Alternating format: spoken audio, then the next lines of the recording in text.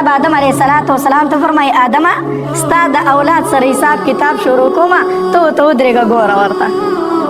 آدم علیہ السلام به ګوري ناڅاپي به یې نظر وغورځېږي چې فرشتو یو سړی په دیکو اغوستی او جهنم ته یې بیایي، جهنم ته روان کړی دی. آدم علیہ السلام چې وګوري چې دا خو د امام الانبیا ټول وایي صلی الله علیه وسلم دغه امتی روان کړی دی، دا خو د نبی علیہ السلام امتی روان کړی دی. نو آدم علیہ السلام به چغه کړي یا احمدو، اے احمده. احمد د نبی علیہ السلام خپل ذاتی نوم دی، محمد هم دی او احمد هم دی صلی الله علیه وسلم. آدم علیہ السلام به आवाज وکړي یا احمدو، اے احمده. میدان محشر دی، تمام خلک چې د آدم علیہ السلام आवाज ووري ټول به د آدم علیہ السلام په طرف باندې متوجه شي. आवाज یې چاته کړی دی؟ امام الانبیا ته کړی دی. نبی علیہ السلام به جواب ورکړي لبیک یا ابا البشر، حاضر یم د انسانانو پلاره، وای خدمت څه دی؟ لبیک حاضر یم. آدم علیہ السلام به ورته وفرمایي ستا امتي فرشتو روان کړی جهنم ته بیایي، کو څه کولی شي ورله وکوله؟ نبی علیہ السلام به روان شي فرشتو ته به ووایي دی راپرېږدی ماته، د جهنم ته مه بیایې، دا خو زما امتي دی.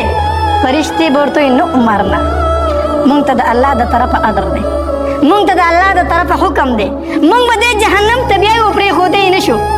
نبی علیہ السلام به بیا وفرمایي چې دې ما ته راپرېږدی دې جهنم ته مه بیایې. هغوی به وایي نه مونږ د الله نافرماني نه شو کولی. چې کله فرشتې خبره ونه مني نبی علیہ السلام به دا ږیره مبارکه داسې ونیسي او د عرش ته به داسې ګوري. الله دا د عربو عادت دی چې د چا نه معافي غواړي دا خپله ږیره داسې به موټي کې ونیسي، دا د هغوی د معافۍ صورت دی. نبی علیہ السلام به دا خپله ږیره مبارکه به موټي کې ونیسي او د عرش ته به داسې اریان ګوري او وی به یا ربي یا ربي یا ربي، وا رب زما وا رب زما وا رب زما. الله تبارک وتعالی به فرمایي محبوبه ولې څه وجه ده؟ نبی علیہ السلام به فرمایي الله تا خو زما سره وعده کړې وه الله تخزینی فی امتی، زه به تا ستا په امت کې نه رسوا کوم. الله دا څنګه رسوایي زما نه ده چې زه فرشتو ته منت کوم او زما امتي جهنم ته روان کړی دی. الله دا خو زما رسوایي ده، الله دا خو زما بېعزتي ده، الله زما امتي جهنم ته روان دی. الله تبارک وتعالی به آواز وکړي فرشتو ته ردو هذا العبد، اے فرشتو دا بنده واپس کړئ، دا بنده واپس کړئ، جهنم ته مه بیایئ. چرته یې بوځو؟ الله رای ولی میزان تړي ته یې راولی چې د دې پیغمبر په مخ کې د د اعمال وتللی شي، چې د شکوا او د دا ګیله پاتې نه شي. را به یې ولي بیا به د دې بنده اعمال تللی کېږي. نو چې کله اعمال تللی کېږي حدیث مبارک کې راځي د ده به د نیکو دا چابړې بیا سپک شي، بیا سپک شو. نبی علیہ السلام ورته ولاړ دی چې د نیکو چابړې سپک شو. نبی علیہ السلام به د ګوتې مناسب یو سپین کاغذ راوالي، انمیله د ګوتې مناسب یو سپین کاغذ به او د نیکو د چابړې ته به ورته وکړي او به وایي بسم الله. دا کاغذ به راولي نبی علیہ السلام به چې بسم الله او د نیکو د چابړې ته به یې ورته وکړي.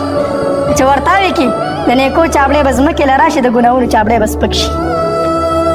الله تبارک وتعالی فرشتو ته وایي انطلقو، بوځئ دا بنده. الله چېرته یې بوځو؟ جنت ته یې بوځئ که نه؟ تاسو یې نه د نیکو چابړې دروند شو، د ګناهونو سپک شو، خو جنت ته یې بوځئ که نه؟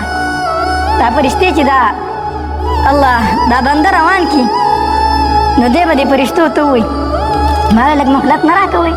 ولې نه؟ څه دپاره؟ چې زه د دې بنده نه تپوس وکړم چې دا وڅوک؟ الله ده لا پېژندلی هم نه دی چې دا څوک دی، ده لا پېژندلی هم نه دی چې زما دا سپارش چا وکړو.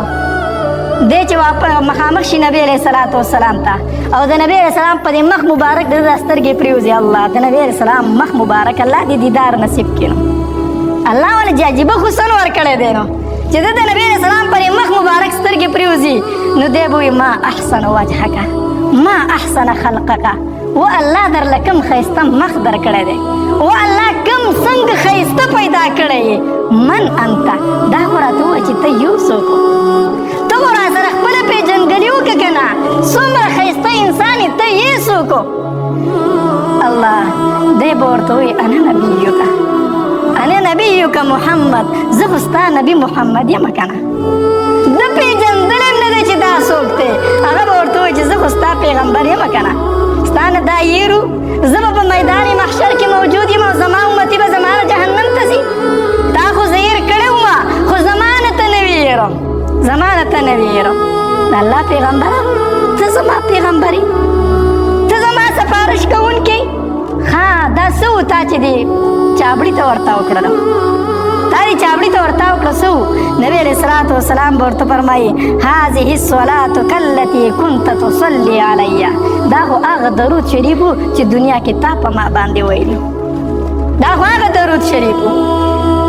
نبی علیه الصلاة والسلام حدیث مبارک کې راځي، نبی علیه السلام فرمایي زه به د جنت کې تر هغې پورې خپکې نه تم تر څو مې چې خپل یو امتي جنت ته نه دی داخل کړی.